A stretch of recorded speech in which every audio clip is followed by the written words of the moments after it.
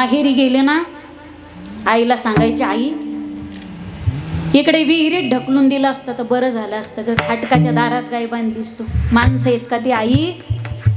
काय तो सासरा, काय तो नवरा, काय तो दीर, वटारलेली डोळे, काय ती सासू जाऊन अवदासाची ग. त्याच्यात लवंगी मिरची ती नणंद. आई खायला देत नाहीत ग, नीट बोलत नाहीत ग, शब्दा शब्दाला घरात वाद असतो, भांडणं असतात, केसाला लावायला तेल देत नाहीत ग.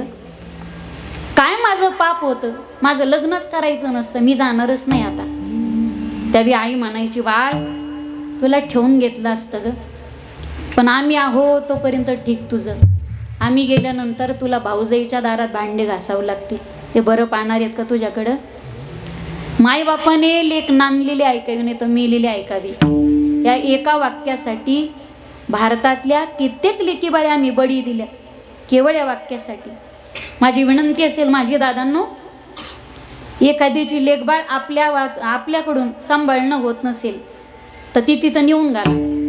म्हशीची शिंग म्हशीला जड नसतात, पण केवळ ती आवडत नाही, केवळ तिच्याकडून पैसा पाहिजे, केवळ तिच्या बापाचाच पैसा पाहिजे म्हणून तुम्ही तिला आत्महत्येसाठी प्रवृत्त करता.